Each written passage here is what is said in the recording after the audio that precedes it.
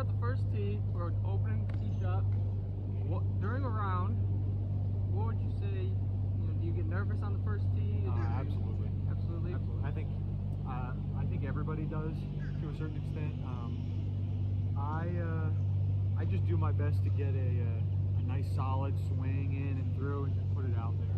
I mean, that's really all I'm thinking about. But yeah, I would say that if somebody told you they weren't nervous on the first tee box, they'd be lying to you. I think there's an innate nervousness that comes with starting your round. And you want to do good, so. What would you say your tendencies are? I know we were at the range for a little bit. You were hitting a little slices with your driver. What's your so I do go right. I'm sure you'll see it. I do come over the top a little bit, swinging right to left. For me, really, it's my miss is either right or I will right it and pull it to the left on a rope. So those are my two misses with the driver, at least. I try and be as diligent as I can about making sure that my setup is as good as possible. I think that's a really important part of your golf swing. I do my best to try and get a good setup and swing out to almost 11 o'clock, and then make sure I'm turning my body through so that I don't leave it out in the open.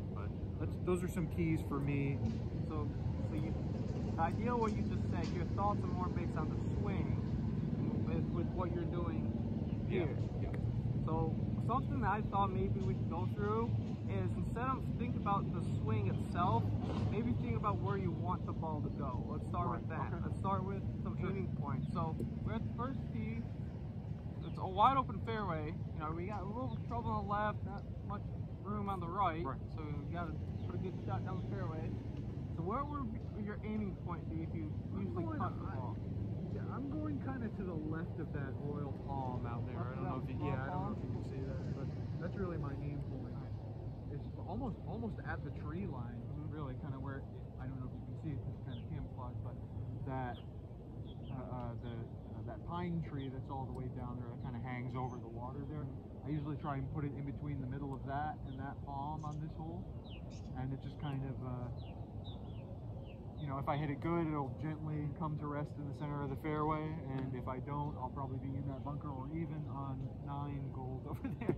So is that your aiming point? Like, is that where you want the ball to end? I'm aiming kind of in between this royal palm here and that pine, and I'm intending on the ball ending up just to the right of that palm. Okay. Well, that's a good point. Like, starting off where you want your ball to end and aiming that point. Because if you don't have that, I mean, if you're aiming right and you're actually thinking you're going to hit the ball left, you're going to cross each other. You're going to end up on two sides of a different fairway. Yep. So let's see the swing. Let's see your routine here. Do you have a swing routine? I don't have a defined pre-shot routine. I'm just trying to be as loose and as comfortable as I possibly can. I'd like to hit a good shot, and I don't. The rigidity of a pre-shot routine sometimes doesn't. I'll get freaked out or something. Now that's something we could also probably start doing. Now, with you being a good player, to keep that memory intact and keeping steady, consistent, and a consistent tee shot is going to start with a consistent routine. So let's get in the routine. So what's your thoughts here? Usually I'll take a single practice swing and then get up at address. That's usually how I go. So just making sure that I'm rotating my body, because most of the time when I hit a bad shot, I'll leave it out to the right, and I'm not rotating properly. That's why you see a lot of the right for me. See it.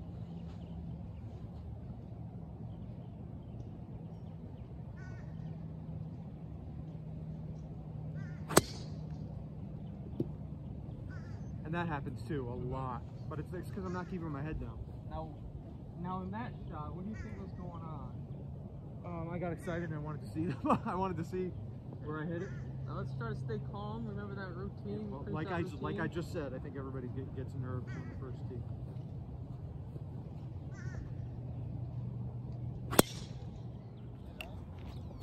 All right, Austin. So we found ourselves in a tough position here. You landed it just short on our third hole here. We got a par 3. Easy, should be an easy chip, but sometimes it's difficult with this uneven lie. So what some might do, what I see happen. What club do you have in your hand? You got a sand wedge? What do you got? Yeah, I got a 54. Yeah, sand wedge. So when a hill like this, we got fast greens. We kind of want to just get it on the green, let it roll, right? Yeah. Instead of trying to do something fancy with the flop. Right. So when we're on a hill like this, we're gonna add loft to the club. So instead of using a 54, let's go with more of 50. So Okay. instead of the ball, I'm gonna demonstrate for you here. Sure. So instead of the ball, you swing and the ball pops up immediately. That's what's gonna happen with the sand wedge. I'm gonna want to use a 50. It's gonna then be more loft on it already. Yeah. So I'm gonna decrease the loft with the wedge I have. Now I'm gonna keep it more simple. Place this in the middle of my stance because I don't want it in the front because then it's gonna add higher. I don't want it in the back because then I'm gonna just dig in with the edge. Right. So middle of my stance, right at the pin, got a 50 in my hand. All I'm gonna do is just pop this ball. Now I'm just gonna let the face do the work. See how I kind of just kept it low instead of letting it bounce? I see what you mean. I'm gonna give you a try.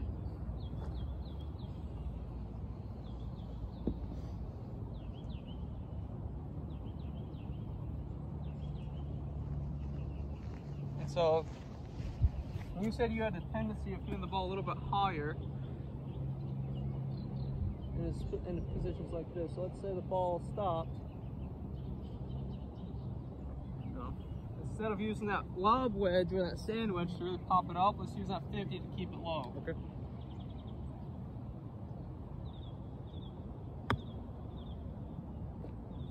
A little high, but that is not the worst shot in the but world. not as high as your 60 that you were hitting, Yeah, right? exactly. Correct? Exactly. All right, well, you got yourself positioned to make par now. So, all right, Austin, so we just finished our third hole. We went over some on the tee box thoughts, getting into the routine, picking our aiming points. Yeah. And then once we got up to the green, we were looking at some of the difficulties and different lies and positions of where our ball is around the green. What are your thoughts on that? What do you think?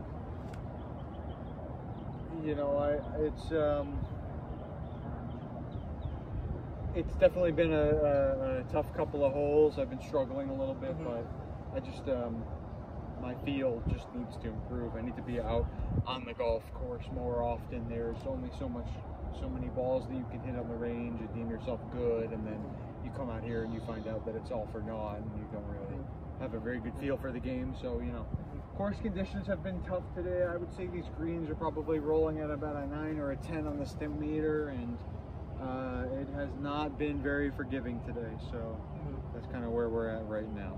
Well, from our first tee shot, you topped your first one. Yeah. You were a little bit nervous. I got you we got yourself a little more comfortable. And as we progressed, you started hitting better tee shots. Yeah. What do you think some of the changes that we made helped on that? I think definitely just having somebody kind of really look at my swing as we go has been helpful. I think moving the ball a little bit inward has definitely helped as well. Setting up a little bit closer to it. I realize that I'm very far away from the ball, and that needs to definitely change. So it's definitely been helpful to have somebody here with some expertise to kind of watch me and give me feedback. So that's definitely helped a lot. And we've noticed that you have a decent swing. It's just a matter of putting it together along the course. Yeah, it's just I'm not in a position right now where this is my third time playing in 6 months since I had my surgery. So it's a learning process. It's definitely been difficult, but having the feedback and having the help has definitely helped me and help my mental game as well. That's always a challenge. Well, when we continue on these next few holes, let's go over a couple of things again. We're going to continue. This time I'm going to let you be more in control and let you just, if you have any questions, just let us know. We're going to see, and if there's anything major that I can maybe point out to you, I will. But other than that, I just want to kind of see how you play as a golfer rather than where we started off. So let's just continue on. Then afterwards, if you want more, we could potentially get more in, but let's just go from there and then see.